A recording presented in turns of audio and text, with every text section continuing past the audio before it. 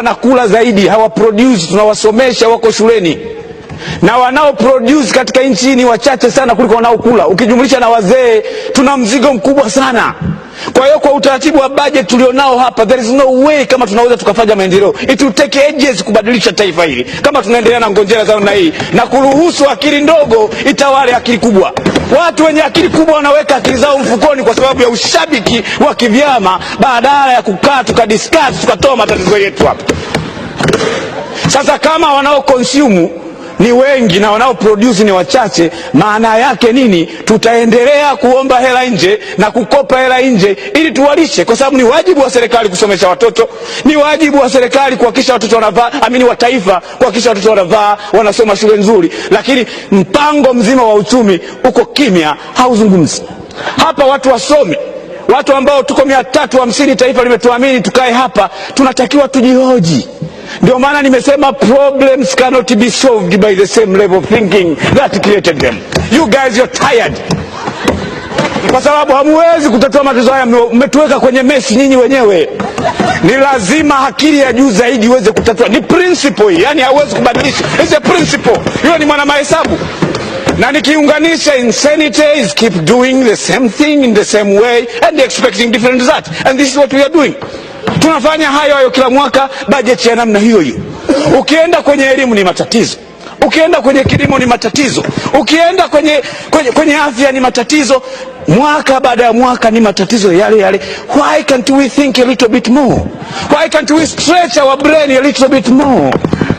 Kama taifa, nimeongea na watu wengine ambao ni maprofesa, wanasema mara nyingi wakitoa ushauri wa kitaalamu, serikali hamsikilizi. Na inawezekana wanakaa watu wachache wanajifungia, alafu wanakuja wanatoa maamuzi kwa sababu wanajua mambo ni yale yale, business as usual. Ndugu zangu, where are we going? Where are we heading? Takwimu zinaonyesha tena karibu 42% watoto wanaozaliwa wanadumaa. They cannot think properly. They cannot question, they cannot ask. Ubongo aliotupa Mungu ni lazima uwe stretched uweze kuchambua. Tumeumbwa ili tutatue matatizo hapa duniani, sio tu create matatizo. Tulipokuja hapa bungeni tunatakiwa tu solve problems. Bunge hili niliomba liwe bunge la kimapinduzi. To change namna ya kufikiri, to change namna ya kufanya vitu. Na wengine wanapata tabu hapa kwa sababu tumezoea bunge la chama kimoja. Tuna mfumo na traditional ya chama kimoja cha zamani. Ulimwengu umechange, alafu tumesimama mahali pamoja, hatuendi na ulimwengu unavyokwenda. Maendeleo duniani yamekuja kwa kuwa na mawazo tofauti yanayopingana. Badala ya kutuzomea, mtusikilize. Huu ndio wajibu wetu. Mimi kama opposition siwezi kusifia hapo. Mimi sijaanza kusifia na kukosoa. Ufanye kazi yako vizuri na utimize wajibu wako. Sasa deni kama hili kila mwaka linaongezeka, alafu tunakaa hapa tunasema serikali ya CCM itaendelea kutawala. So what? Ili iweje? Kwa sababu lengo la serikali kuwepo ni kutatua matatizo, tuhakikishe tuna improve maisha ya watu.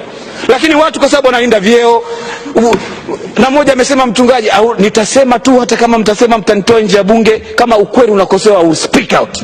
Kwa sababu hiyo ndio kazi ya wachungaji vile vile. Na mmoja alishauri hapa tuombewe. Sioni hata theory ya uchumi inayosema kwamba kama unataka kutatua matatizo ya uchumi, tufanye maombi. Sina shangaa huyu mchumi amepata. Theologian. Hata Paulo anasema asiyefanya kazi asile, sio aombewe. Unamnyima chakula, yeye anasema watu waombewe.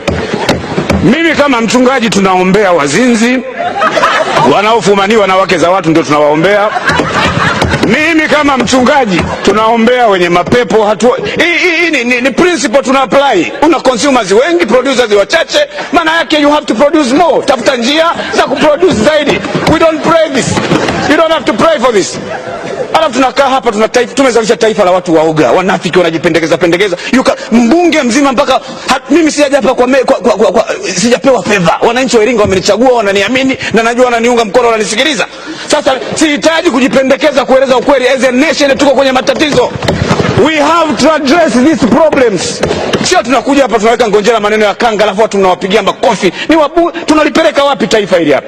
Mheshimiwa Speaker, Mheshimiwa Mwenyekiti, ninajisikia uchungu, naomba niishie hapa. Asante sana.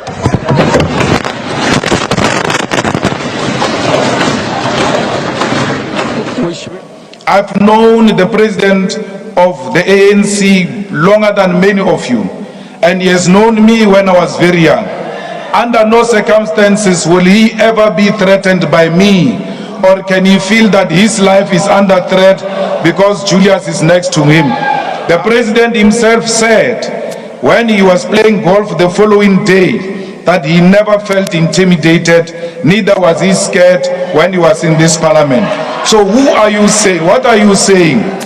The people who use your own stomachs to think. The president has put you under the bus, those who said the president was under threat. He said himself was never under threat, neither was he intimidated. So what were the police doing here? They were here because the speaker has lost total control of this parliament, and that's why she must step down. We take this opportunity to say to the people of South Africa, what you are listening to is not a real state of the nation, it's a hearsay. Our country is in the middle of several man-made crises.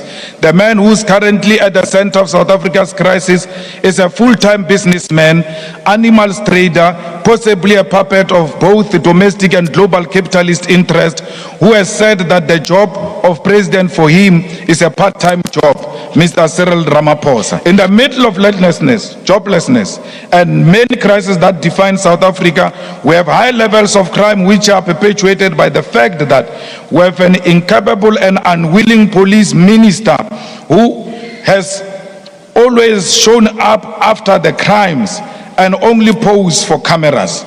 This leader has demonstrated that he has got nothing to offer except to project himself as a modern day model.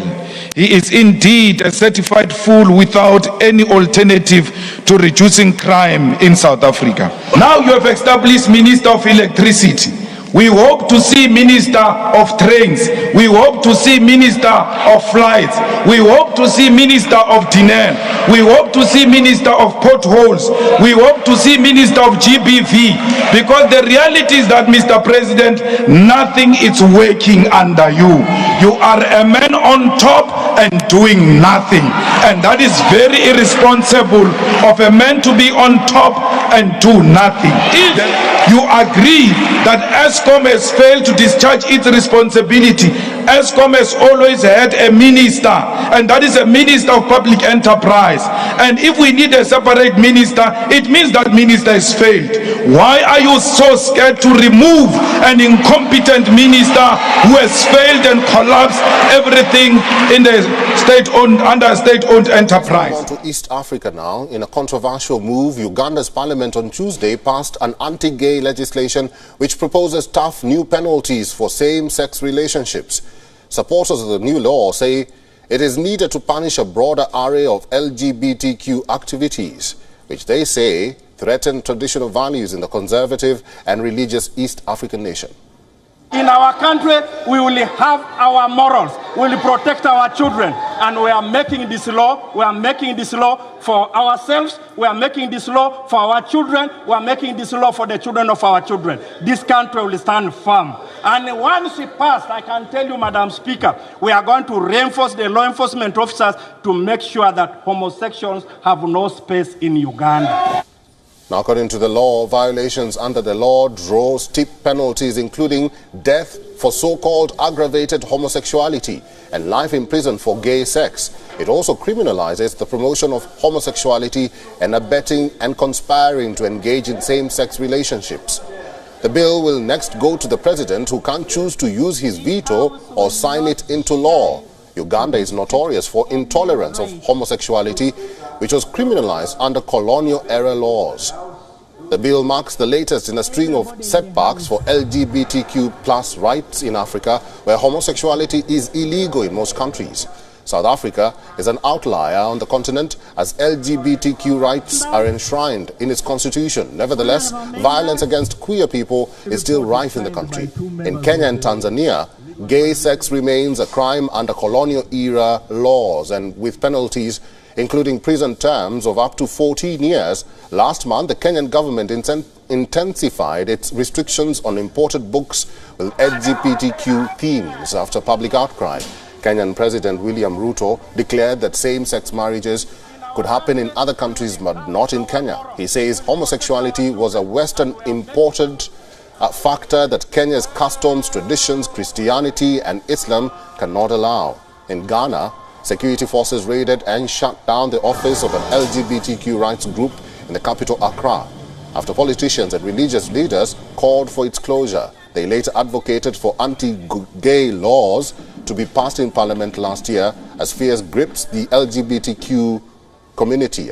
Activists say it is a high time for African countries to reassess their positions and take action to protect marginalized, victimized, and often criminalized LGBTQ.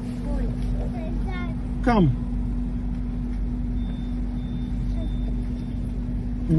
What are you selling? Cookies. I'm saying, Yes. she was saying hi, excuse me, my mom, she's selling homemade cookies, support her, even take a walk, she will appreciate and I will appreciate. Are you in school? Yeah, Which school? St. Anne. Did you go to school today? You went? And where is your mom selling cookies? See, house is locked. Just come, mommy.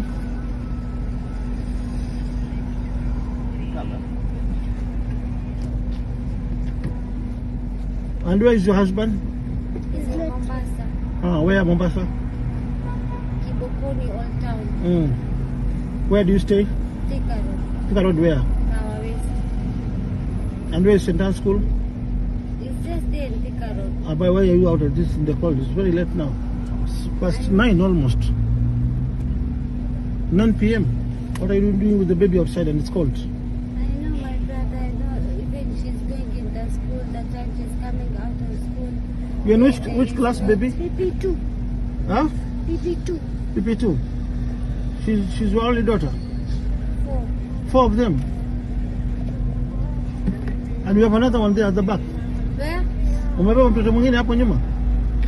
Oh no. Iko moja miezi 7. Hapo nyumbani. Na kwa nini unazaa haraka hivyo? Na huna kazi? Nataka tu. Anyway, siwezi kuuliza maswali mengi mbele ya mtoto. Nimesikia vibaya. Mnafanya nini saa 3 usiku nje na mtoto kwa baridi? So what is the balance of her fees? Ni watoto watatu siye peke yake. But I've seen this one. I want to help this one. Ya huyu imebaki tu 7,000. 7,000. You have the pay bill for the school? Huh? No. Niko hapa kwa hii gari ya blue na kuna kesi nimeona hapa inanifurahisha, mtoto mdogo na mama yake wako kwa baridi na ando. Hii gari ya blue hapa. Haya. Kwa hiyo dawa nyingine hapo, dawa mbili. Okay. So you have the school's pay bill. I pay the balance. I don't have here. Nitajuaje nitajuaje unanidanganya? Sikudanganya, hata nilitumiwa pia na nini kwa list yake ya skuli, lakini kwenye hiyo hakuna pay bill. Sasa hapa ni hali income. Mkishauza cookies mtaendaje Thika Road? Naendanga na matatu, na kama matatu nimechelewa tunachukua tu Bolt. So today you have sold how many? Sijauza hata moja. What is your name, baby? Mariam. The other name? Mariam Hussein. Mariam Hussein. Wapi hiyo karatasi? Nitafutie hiyo pay bill kulipia hiyo balance ya fees.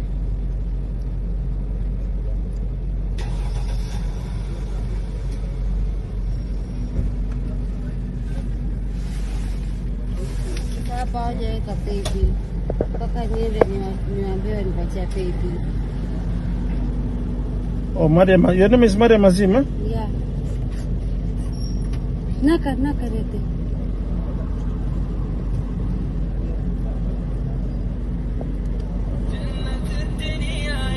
Is somebody calling you? Give me your number. Hello.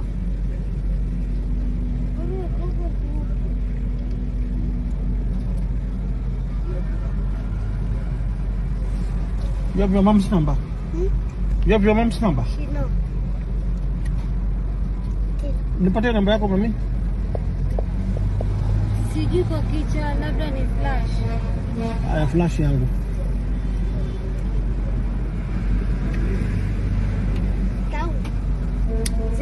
30 0727 27 44 44 44 alafu 7777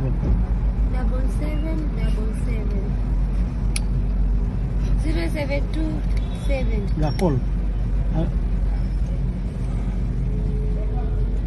Yako naisha ni ngapi? 07 hiyo ndi imeingia. Unaitwa nani? mimi Sabira Kidogo ngoja. This is a very sad case. Let me deal with this case first. Nipe jina yako. Sabira Sa? Sabira mana hili kitla wiki pero Na give me that. Leo nipige picha hiyo shule. Na nikienda shule kesho nitampata huyu. Ni genuine case. Nikipata unanidanganya watu tutakosana.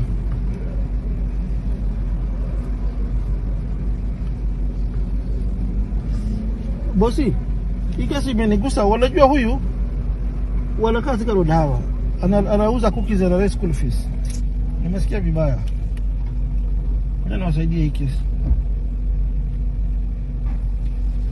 So I'll pay for your fees tomorrow, eh? so thank you I will appreciate Lakini sasa kwa nini unaweka mtoto kwa baridi, hana sweta? amepanda na pete kwa nje sasa eka pedie Ngoja. Tena wapatie. right Haya, wacha sina pesa sahihi lakini wacha niwapatie. And make sure you pay tomorrow. I'll call you. umevaa pesa na tena kwambia Kuna tin number. Nimeangalia fee structure haina. Kuna tin number umevaa haina, pesa fee structure haina. umevaa pesa na sweta Kama ama utume George aende alipe shule. sawa sikatai bora tumesaidia George. So nikikupatia utaenda kulipa. mimi ukinipatia naenda kulipa kama ni ya skuli we are ready to pay.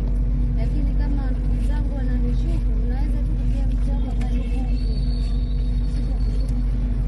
najua siku hii duniani Listen. hakuna kuaminiana. Miriam. Ni kweli. You know your balance, fees balance. Mimi How much? nataka tu watoto wasome. How much is the free balance? Nikikulipia utaenda nyumbani sasa utoka kwa baridi. Tenda sana. Haya, na usipolipa tutakosana. Nitakutafuta tu, nitakushika tu hapa tena. Ashika hili. This is 7,000 for your fees, eh? Go home. Get away from go home, eh? Bless you. Haya, let me give you for Uber. This is for Uber. Thank you. I appreciate And you send me the receipt. So may God give you more than God that. give you more than that. Okay. You send me the receipt, eh? Sawa, eh? Haya, you go home now. Toka kwa baridi enda nyumbani na mtoto sasa hii.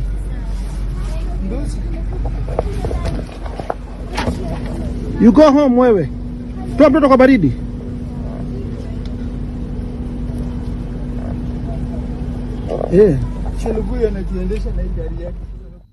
But honestly, that has just been my opinion. If you do have a contrary opinion to mine, kindly do feel free to drop them in the comment section and I'll give them a right of reply. And as I come to the penultimate part of this video, in case if you're watching me for the very first time, kindly do consider hitting on the subscribe button. If you've been watching my videos and you have not subscribed, kindly do consider hitting on the subscribe button. And more so, if you're watching me from a different platform, either Telegram, TikTok or Facebook, kindly just head on over to YouTube, search for Mohamed Sudi. I'll be the first right person to pop up if matters socio-economic and political matters are your great areas of concern. Kindly do consider hitting on the subscribe button so that each and every time that I upload a new video, it will automatically reflect on a notification panel. And by so doing, you'll simply be supporting my content. Thank you, and may God bless you.